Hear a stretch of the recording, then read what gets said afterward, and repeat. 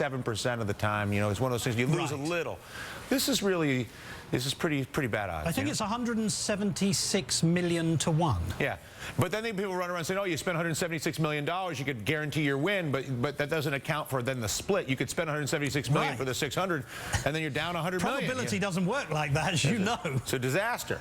It's a disaster. So is it safe to assume after that brilliant and erudite description of the economics of gambling... Did I even say something useful? I'm sorry to interrupt you. Is it safe to assume after that brilliant description that you're not buying a lotto ticket?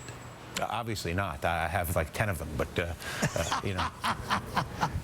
Just in case, Martin. Just in case. All right. Well, listen, let us do this. Thank you, Martin. Have a wonderful weekend. The same to you, Maybe we'll go fishing soon. You go fishing with me?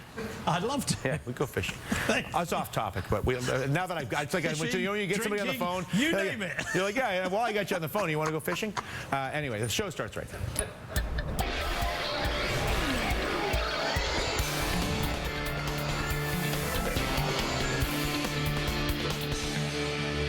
Lovely spring Friday afternoon to you here in New York and really across most of our country. I am Dylan Ratigan. Nice to see you. Bizarre lead for our show today, but heck, it's the only thing anybody's talking about this Friday afternoon. The Mega Millions jackpot, an all-time lottery high in the history of American lottery. The pot already at a whopping $640 million. That, between you and me, is a $462 million lump sum payout to the lucky winner. The jackpot will only grow until the numbers are picked at 11 o'clock Eastern time tonight. But before you think, wow, oh man, all that money, who could spend that money? Well, thanks to our friends over at USA Today. The federal government spends pretty much that money every 90 minutes or so they could spend it. And the top paid hedge fund managers in New York pay more than that in taxes every year. Even so, everyone seems to have lotto fever, including our favorite, Stephen Colbert. I have got to tell you, I got the winner right here. Went with my old standby, 1, 2, 3, 4, 5, 6. Okay. Same as my bank pin. Okay. Oops, you know what, Jimmy? Let's edit that out. Can do. Okay, thanks. Let's see how things are actually going in the reality of Lotto Fever land. NBC's Gabe Gutierrez at Goldie's Card and Gift Shop in Bayonne, New Jersey. How are spirits out there, Gabe? Well, Dylan, people are excited out here. I'm excited. I just got my ticket about a couple hours ago. We just talked to one man who dropped $700 on Mega Millions ticket for himself and for his company. He just, you know, is excited to be out here. He's hoping that his company is going to be able to share in this prize money. As you mentioned, that jackpot now up to $640 million, the lump sum, about $462 million. It's a little less than that after taxes, but that drawing is at 11 o'clock tonight on the East Coast. Here in New Jersey, customers bought up more than 6 million tickets yesterday alone, and the response has been so huge that if nobody picks the winning numbers tonight, lottery organizers are considering holding the next drawing in Times Square, not Atlanta. That drawing could be about as much as $975 million. But again, with so many people playing tonight, they're just waiting to see what tonight will bring at the drawing in Atlanta. Back to you, Dylan. All right. Well, before I got a little advice that I wanted to share with you that maybe as some lotto ticket buyers come through, you could maybe help them out a little bit. Is that all right, Gabe? This is something that occurred to me on the subway on the way in. We know the odds are long. We don't have to get into all that, right? So you get a better chance of getting hit by lightning, better chance of all the getting bit by a shark. That's fine, but we don't want to be a downer. Here's the thing. There's, what is it, 56 numbers, Gabe? I think it's 1 to 56. There's 56 numbers total, right? 1 to 56. That's right. There is. So the odds are pretty stacked against you. But here's the thing. What they found out is that people love to play their birthdays on lottery tickets. So if you pick numbers between 32 and 56, as opposed to 1 and 31, your odds of winning are no higher. Obviously, it doesn't matter what the numbers are. But in the event you win with a number between 32 and 56, there will be fewer winners, and you'll have to split it with fewer people. So if you want to keep all the money for yourself, play the numbers between 32 and 56, because then you're not competing with everybody's birthday. Yeah, well, that's a pretty good theory, you know, but the odds are just stacked against you. 1 in 176 million. It's not easy.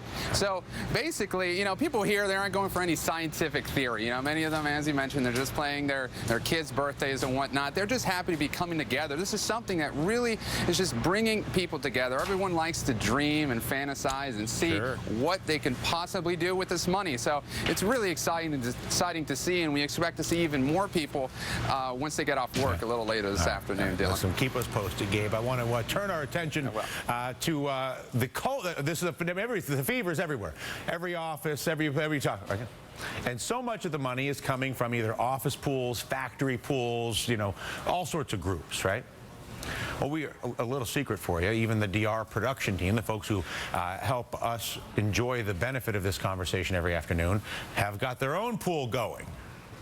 But how much do we really trust our coworkers in these situations?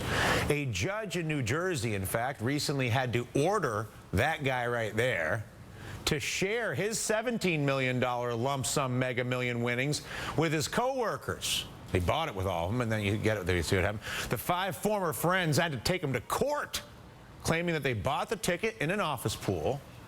But Americo Lopes told his friends that he needed foot surgery, quit his job, and then concocted a lie that he won on a ticket he bought by himself later, you know, at a different time, not the office pool ticket. Unfortunately for him, the courts did not agree, and attorney Eric Shane works for a personal injury law firm in Florida. He specializes in lottery disputes. So let's just use the DR show pool here. We'll just be very practical. I've got 11 folks here. We've got a stack of tickets. Obviously, chances that any of these tickets pays our staff all this money very low.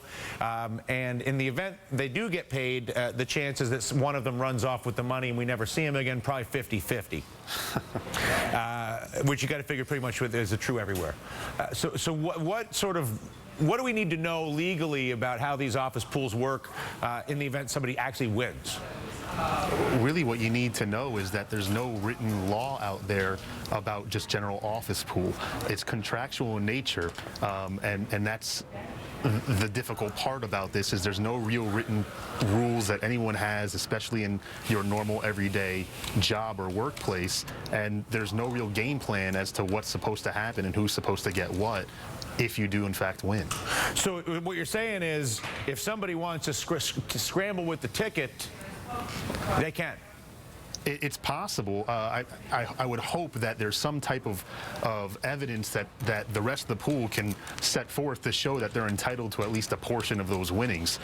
But I know that most states really only recognize one true winner as the lottery winner, despite the fact that there's a pool, and that true winner is the owner and holder of the ticket upon presentation to that state lottery board. So what would the office pool evidence be? I mean, should we be circulating some form of a contract, a commercial break here before this thing? You know?